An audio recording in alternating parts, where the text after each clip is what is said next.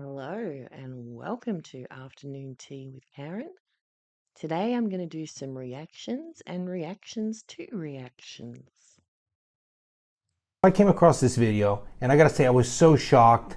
I knew that I had to share it with you guys, so I'm gonna play it right now and we're gonna comment on this. And more than so the video that's shocking, it is people's reaction. We're talking about hundreds and hundreds of comments that are just absolutely mind-boggling, and I'm gonna tell you why. Let's just play the video and I'll watch it with you and we'll see how it goes, huh? I fully believe if you're fully medically transitioned and you've got all the parts, you're done your transition, you do not need to disclose to anyone, even one-night stands. I view one-night stands as very transactional relationships. It's like, you've got something I need, I got something you need. Let's just do this. There's not really any emotions involved usually. So I don't know. I'm 21. I go to the bars. Guys come up to me. You know, things happen. I go home with guys. I've got the parts that they need. Like, they don't need to know much besides that. Like, there's no emotions involved. It sucks. It is what it is, but like, that's what it is.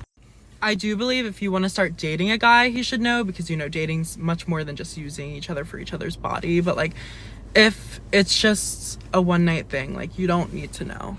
The one thing that does kind of suck about it, like if a guy wants to go out with you again or like wants to take you out, like he's like, oh, we vibe together, like 9 times out of 10 I have to block them, because I just don't feel comfortable like disclosing that information after everything's been said and done. Anyway, the comments are even more crazy, right? I mean, dozens and dozens, hundreds literally of women saying, go for it. Yeah, you don't have to disclose it.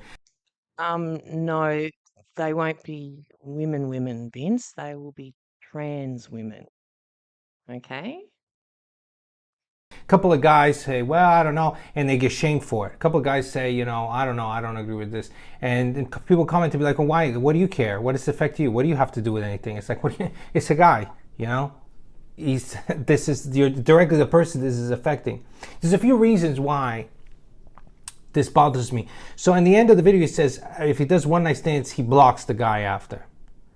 And I think that this is subtly showing that there's a little bit of guilt there. Like, you're blocking because you did wrong, like you should have told them.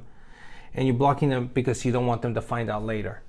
I think literally the definition of consent is you're supposed to tell someone everything they need to know before sex that you think would play a big impact on their consent. So if they would be rescinded based on you disclosing an STD or disclosing a marriage or disclosing something big, and I gotta be honest, like, you being born a man to me is bigger than even being married. It is to the level of like STD. And I know there's some people like, oh yeah, but STD is bad for your health. But it's like, Madonna Santa, you don't understand. Somebody finds out that they have slept with a man by accident, by deceit or whatever. This could cause them to commit suicide. It happens. So it's a big deal. If a man comes up and asks you, are you a fish, or are you answering that question truthfully, or? It depends on how good they look.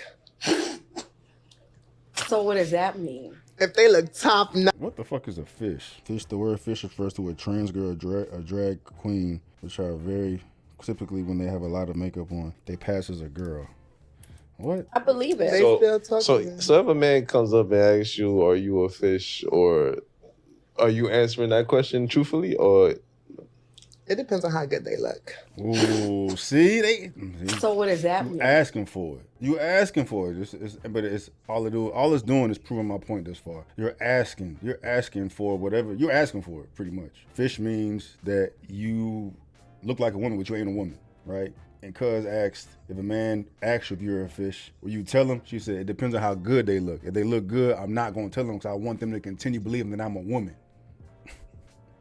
But no, trans lives matter, right? We get assaulted, you know what I mean? When you got trans out here moving like that, okay, all right. If they look top notch, baby, I'm whatever you want me to be. But if I don't want them, I'm trying to go to that. I'm so sorry.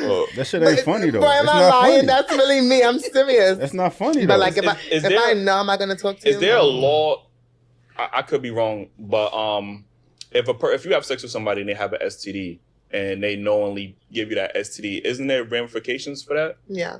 So don't you think there should be the same ramifications for if you But we're not an lie STD. about your gender? Like STD and agenda is two different things. it's still Same a principle. form of That's lying. surprising. You know what I'm Wasn't saying? she- But how did you Principle. lie again? Huh? But how did Same principle, bruh. Like, I mean, outside of herpes and HIV, dog, I'm gonna ask y'all in the comments, bruh. As a man, what is going to piss you off more? The fact that you just had sex with a girl who had chlamydia or gonorrhea, something curable, right? Or the fact that you just had sex with a woman and after you found out she was a man?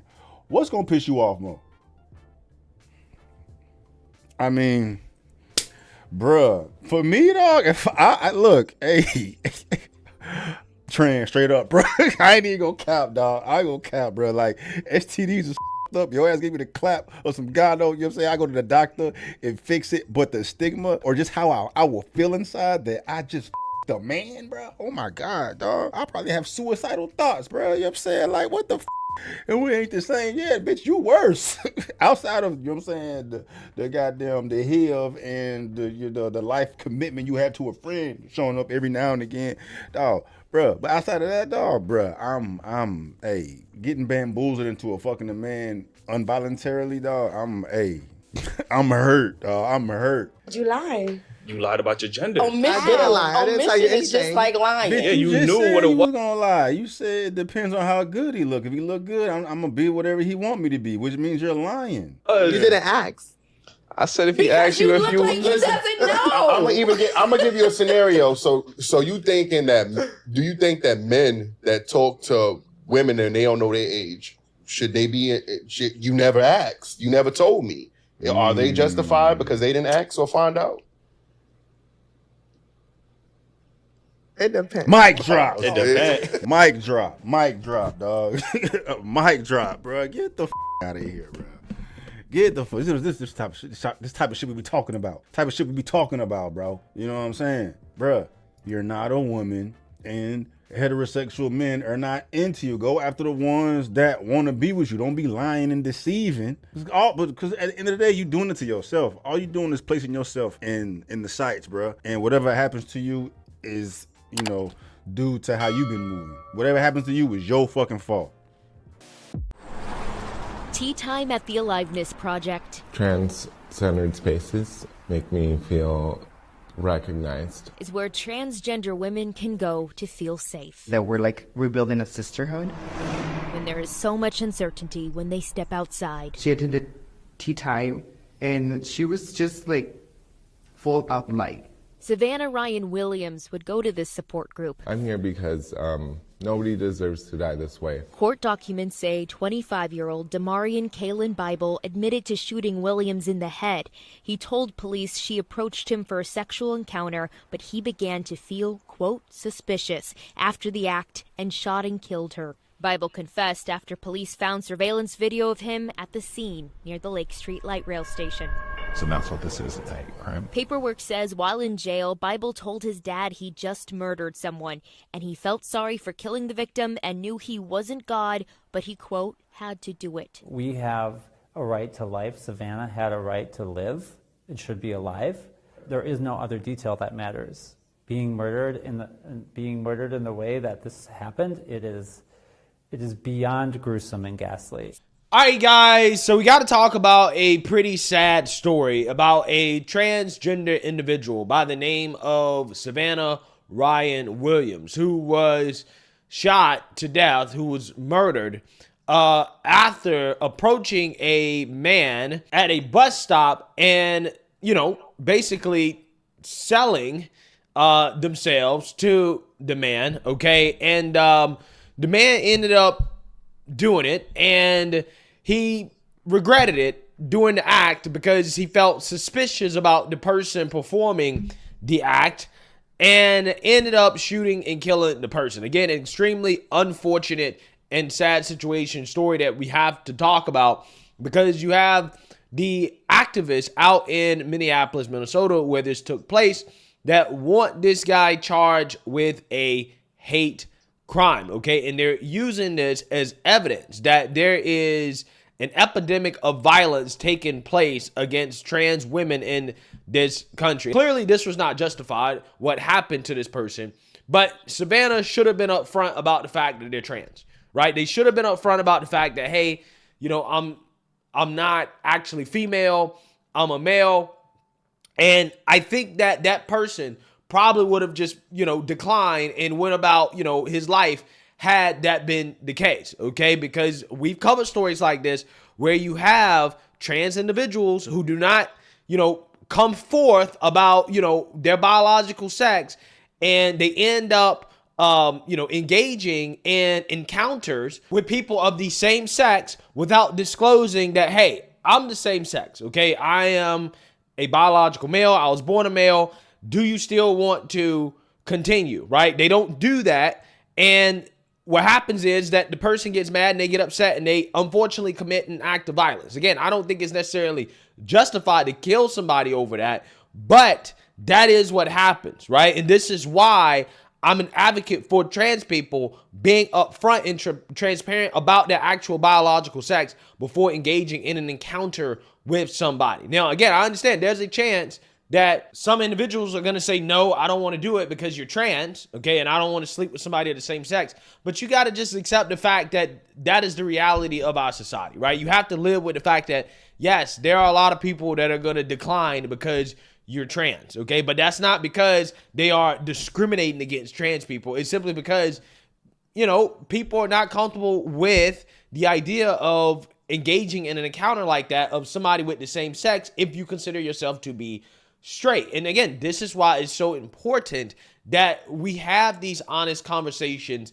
when it comes to transgender individuals and the realities of biological sex to avoid stuff like this, right? If you really care about trans lives, what you don't do is that you don't ignore the behaviors that led up to a situation in which a trans individual was the victim of an act of violence. What you do is that you tell that person, hey, this is how you could have avoided putting yourself in this situation, and this is how you can save your life moving forward. I think in this situation, you know, it's obvious that, you know, this person should have been more upfront about who they were. If they were, then the person probably would have declined and said, I'm good, went on about their day. Now, that person was also a wanted criminal, right? So who knows what could have happened.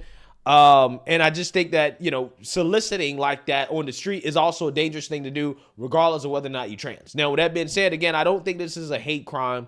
And I don't think that this is something that is an act of bigotry or that it is an example of the epidemic of violence happening to trans people in this country, right? I don't think that this is one of these situations, because what happened to this person, as unfortunate as it is, didn't happen because they were trans.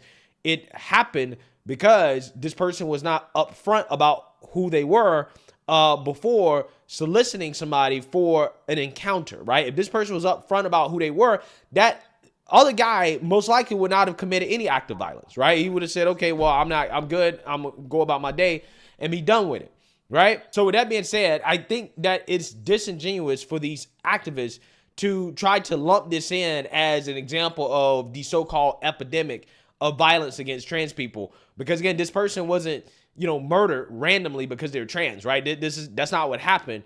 The person unfortunately ended up losing their life because the individual felt like they were tricked, that they did not consent to the encounter that happened because the trans individual apparently was not forthcoming about who they were, right? And that is different than somebody going out and committing a random act of violence against trans individuals just because they're trans, right? Those are two different things, okay?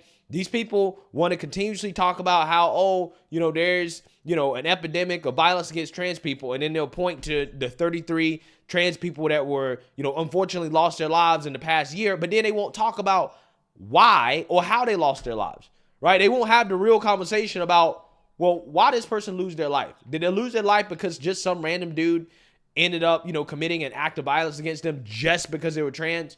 Or was it likely that this person was put in a situation, or they put themselves in a situation that would increase the chance of an act of violence being committed against them, the same way that this would be true regardless of if the person's trans or not, right? I mean, in that situation, this specific situation, if that was a regular woman, the fact that, you know, this person was soliciting and approaching people for encounters, random people on the street, that in and of itself increases the chances of an act of violence being committed against that person, right? Well, that was all interesting. I think I've learnt things. Tea time's over. See you later. Bye.